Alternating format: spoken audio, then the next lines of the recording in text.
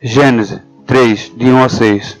Ora, a serpente era o animal mais astuto de todos os animais selvagens que o Senhor tinha feito. E ela perguntou à mulher: Foi isto mesmo que o Senhor disse? Não comereis de nenhum fruto da árvore do jardim? E respondeu a mulher à serpente: Podemos comer de todo o fruto da árvore do jardim. Mas o Senhor disse: Não coma do fruto da árvore que está no meio do jardim, nem toque nela. Do contrário, vocês morrerão. Disse a serpente à mulher: Certamente não morrerão. O Senhor sabe, no dia em que dela comerem, seus olhos se abrirão, e vocês serão semelhantes ao Senhor, conhecedor do bem e do mal. Quando a mulher viu a árvore, parecia ser agradável ao paladar, e era atraente aos olhos, e, além disso, desejável dela para obter sabedoria. Tomou o fruto e comeu, e ofereceu ao seu marido, que também o comeu. O diabo não vem de hoje com o projeto de afastar e destruir o homem. Na Bíblia, o primeiro registro vem em Gênesis 3, que mostra o modo operante dele. Cria dúvida na nossa mente da palavra do Senhor por mentira como verdade. É o maior golpe dele, pois a fé é a única que pode nos libertar do mal e corrigir verdadeiramente o homem no seu caráter. Assim como há que respiramos, o Senhor e o diabo existem. Não é o fato de crer ou não vermos que fazem que eles não existam. Todavia sentimos o efeito deles no mover dos galhos e no levantar de poeira. E é claro, no efeito de manter a nossa vida no respirar. Onde tiver o seu coração, aí estará a sua sensibilidade ao sentir a presença do Senhor ou do engano. Mas sem intimidade com o Senhor, o homem, na carne, é guiado pelo que vê e por ensinamentos por outros homens velhos e falhos. Quando ateu, eu duvidava das Escrituras, e a minha fé era nos homens, que a cada dia surgiam novas correções da certeza que antes eles ensinavam. E muitos podem até dizer: o que a ciência apresenta são teorias, que são refutadas por novos fatos devido ao grande avanço da tecnologia. Vem cada vez mais descobrindo novos fatos e evidências. Pois bem, vocês já notaram o peso que tem a teoria para quem tem fé na ciência? Tem um peso de certeza, e as evidências têm um peso de verdade. Eu tinha 16 anos e um professor que era muito amigo meu, a gente se divertia muito com os evangélicos com sua fé, pois pra gente, no nosso ponto de vista, era cômico. Vamos aos fatos que por falta de intimidade eu não via e não entendia. Primeiro, se o Senhor é amor, por que ele castiga os seus filhos? Segundo, ele fez tudo em 7 dias? Terceiro, não faz sentido que Adão tenha sido o primeiro homem. Quarto, a travessia do Mar Vermelho foi uma ação do Senhor, um milagre? Ou sabia Moisés que o nível das águas ia baixar por um evento natural? Quinto, o dilúvio de Noé aconteceu e todos os animais coubem na arca? Como explicar isso? Sexto, a Bíblia diz a verdade? As profecias realmente existem? É uma revelação do Senhor? Por que existe a guerra, a fome, já que Cristo morreu na cruz e está pago todas as minhas dívidas? Por que morremos?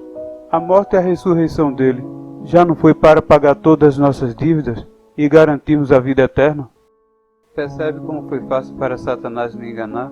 Eu caí na primeira tática do diabo e não crer nas Escrituras. Fui pego pela vaidade do conhecimento. A verdade de toda a ciência sempre esteve bem explícita nas Escrituras. Eu que não enxergava, não conseguia entender por falta de intimidade com o Senhor. Agora vamos respondê-las?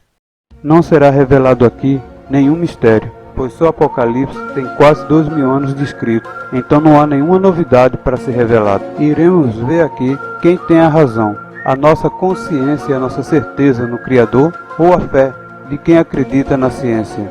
E para quem tem a fé na ciência, um pouco de tranquilidade.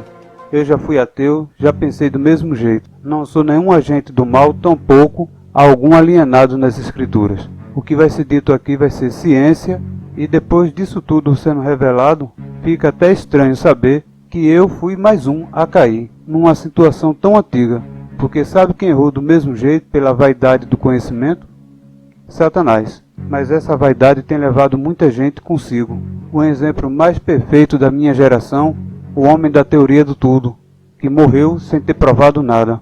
Nunca ganhou um prêmio Nobel e desfez de colega que estava querendo provar algo novo e que acabou ganhando o prêmio Nobel. A humildade dele foi tão grande que ele ficou uma semana trancado dentro da sala dele sem querer falar com ninguém. Gênesis 1:26. E disse Deus: façamos o homem à nossa imagem, conforme a nossa semelhança, e domine sobre os peixes do mar, e sobre as aves do céu, e sobre o gado, e sobre a terra, e sobre todos os répteis que se movem sobre a terra. Quando fez o Senhor o homem, não fez de forma impensada.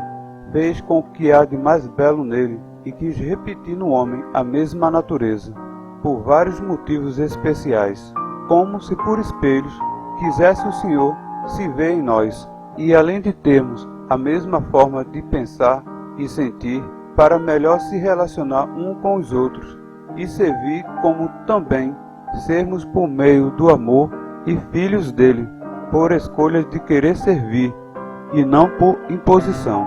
O tão falado livre-arbítrio. Quero salientar e deixar claro que quando falo de livre-arbítrio, falo do modo de viver no caminho em Cristo, e não da escolha de aceitar a Cristo como Salvador. E servo não é nem de longe sinônimo de escravo, e sim se serve ou não serve, útil ou inútil. Exemplo: um bom martelo serve para pôr pregos, mas não serve para levantar carros, para fazermos a troca do pneu. O Senhor fez o homem com tanto amor, com tanto carinho e com tanto zelo. Por que o castiga? Pelo mesmo motivo que você castiga os seus, porque ama. Você não castiga os filhos dos outros. Hebreus 12, de 6 a 7. Porque o Senhor corrige o que ama, e açoita a qualquer que recebe por filho. Se suportais a correção, o Senhor vos trata como filhos, porque que filho há a quem o Pai não corrige? É exatamente por isso que o castigo do Senhor vem somente para os filhos que são deles. O castigo é por amor, é para correção, para que mantenha você numa vida justa diante dos homens, que sirva de bom exemplo para os seus filhos também, para que o mundo seja melhor. Nós somos o sal da terra, nós damos sabor e conservamos o que há de bom nesse mundo. É por isso que o mundo nos xinga de conservadores, porque nós não aprodecemos junto com eles. E é exatamente também por isso que Deus não castiga os filhos que não são deles. Vocês notem bem que quando essas pessoas que praticam o mal, elas colhem o mal que eles plantam. Isso não é castigo, isso é consequência. O cara que rouba, ele acaba sendo morto no meio da rua. Você acha que Deus deseja a morte dele? De modo algum. Deus morreu na cruz pelo ladrão, perdoou ele. Por que matam ele? Porque tem gente que não tem a capacidade de perdoar. E ele plantou o mal, colheu o mal. E o mal, quando se colhe da mão de quem não tem o bem para dar, ele não tem limites, não tem consequências. Assim como também quem pratica o mal, também não tem consequências. Ele vai para roubar, mas para matar, tanto faz. Não tem valor a sua vida ou o seu sofrimento. Você quer coisa pior do que o sofrimento da mãe de uma pessoa que usa droga e está por aí fazendo mal? Quantas vezes essa mãe ficou de joelhos, se agarrou até a ele, abraçou ele de forma firme, e a consequência para ela foi até ser roubada e agredida por ele? São pessoas totalmente incontroláveis, entregues e dominadas por Satanás. Somente o poder de Deus pode livrar essa pessoa disso. A primeira pergunta que eu fazia como ateu, agora foi respondida. Agora ela vem a segunda. Fez o Senhor, o Altíssimo, o mundo em 7 dias? Só a minha pergunta já demonstra total ignorância nas Escrituras. Deus não fez o mundo em 7 dias, fez em 6. No 6º ele descansou. É o dia consagrado e perpétuo para o descanso do homem. Mas a palavra que está escrita lá em Gênesis, dia, não tem o mesmo significado e período de 24 horas para a gente. Assim como a gente também usa os nossos dias de infância, a gente não teve a infância em alguns dias. A ciência mesmo coloca o médico como pediatra até os seus 12 anos. Partindo daí, já é outro médico que você tem que procurar. No original do grego está escrito Ion, é o mesmo que era.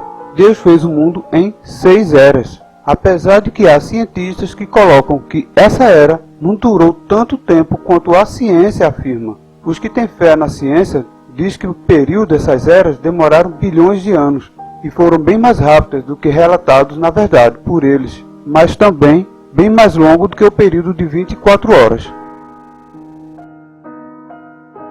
Em um conjunto distinto de ilhas, em Galápagos, Charles Darwin percebeu que o mesmo pássaro havia se adaptado em cada ilha com bicos diferentes. São os tentilhões. As espécies do mesmo pássaro evoluíram para se adaptar aos grãos ou se alimentar dos animais que ali haviam. Ter bico diferente ou plumagem diferente, isso é fenótipo. Esta mudança é fato, isso acontece sempre, sempre aconteceu e vai continuar acontecendo. É a nossa adaptação natural ao ambiente e ao meio que nós vivemos. Todavia, perceba que nenhum bico desse se transformou em lábios, nenhum aparecimento de um membro superior como mãos para poder agarrar e manipular melhor os objetos em sua volta. O pássaro continuou sendo pássaro, com cor diferente, bico diferente, mas continuou sendo pássaro. Houve uma evolução da espécie, e não a transformação de uma espécie de animal em um outro animal. Charles Darwin não provou isso com uma brecha muito grande entre uma espécie em que nos força a acreditar os darwinistas. O livro de Charles Darwin, A Origem das Espécies, mostra como a espécie pode ter se adaptado e evoluído. Isso é fato e é verídico, mas não tem provas nenhuma de que uma criatura se transformou em outra, de que um pássaro começou a virar um réptil ou um réptil virou um pássaro, e que o mamífero se transformou em uma ave ou em outro animal qualquer. Todos os registros fósseis mostram que toda espécie complexa e simples que há já estava no mesmo formato desde sempre. Não houve uma mudança de um para outro. Houve sim extinção de um determinado animal ou espécie devido a acidentes geográficos ou alguma coisa que modificou durante o clima. Por exemplo, o mundo já foi completamente gelado e agora não. Os que se adaptaram ao frio e não se adaptou à temperatura mais alta se extinguiram. Uma nova forma de ver o aparecimento da vida é o design inteligente, uma área da ciência muito rejeitada de cientistas de Charles Darwin, que crê na evolução. Os discípulos de Charles Darwin ignoram completamente os fatos científicos desta área. Eles não conseguem explicar o fato simples de uma bactéria. Essa bactéria que você está vendo no vídeo, ela tem 40 peças. É um motor de polpa que faz com que ela ande, se mova dentro do ambiente em que ela vive. Assim como uma casa para ser construída precisa de uma sequência na sua construção, se houver falha nessa sequência, a construção da casa também vai ter uma falha e vai à ruína, ou nem dá para continuar. O desenvolvimento também desse motor na bactéria precisa de uma sequência exata, e isso é feito. Para contradizer, lançaram outra teoria, de que essas peças na bactéria foram emprestadas de peças já existentes. Só que essas peças existentes trata-se de uma bomba de água, e ela tem 10 peças. E onde é que estão as outras 30 envolvidas nesta nova peça? Não temos ideia nenhuma de quanto durou cada período de era. Cada período pode ter demorado um determinado tempo diferente, e não um padrão exato. Na Alemanha, fazendo pesquisa no Max Planck Institute, e aquilo que eu achava que era realmente ciência sólida, na verdade não era. Eram mais suposições, eram mais ideias. Os meus estudos aqui apresentados foram graças a cientistas sérios que acreditam no criacionismo, que há um design inteligente por trás de tudo que foi feito. A complexidade do nosso planeta, a mais simples bactéria. Existe alguém que fez isso. Só para vocês terem a ideia, para se fazer um sistema operacional, desse que você está usando agora no seu celular ou no computador, que faz com que ele reconheça, se comporte, funcione do jeito que está funcionando, de forma adequada, do jeito que vocês querem, é contratado uma equipe grande de engenheiros, de técnicos e de pessoas capacitadas para desenhar, arquitetar, projetar e executar esse software. Sem ele, o seu celular não vai funcionar ou o seu computador, de nada serve. E por maior que seja essa equipe, eles fazem um programa muito ínfimo, muito pequeno, comparado ao DNA, o mais complexo software de sistema operacional, por mais caro que ele seja, por mais desenvolvido que ele seja, é ínfimo, é incomparável ao que há no DNA. Esse é o software mais complexo que existe e jamais haverá outro. Podem um dia se aproveitar dele, mas não vai criar nada melhor que ele. Esse conjunto de códigos, esse software, que é o nosso DNA, foi feito por acaso? É muita fé acreditar nisso. Muitas vezes na academia a gente é até hostilizado quando a gente menciona que tem uma crença diferente daquela que vigora na academia, que é realmente a teoria da evolução. Então, quando você menciona que você acredita no design inteligente ou na proposta de que existe uma mente inteligente por trás da criação, as pessoas não veem com bons olhos. O preconceito rege muito as mentes na academia, por mais que às vezes a gente pense que não, né? Enquanto cientista, a pessoa devia questionar, devia procurar saber por trás a existência de outras teorias, mas muitas vezes não é isso que acontece.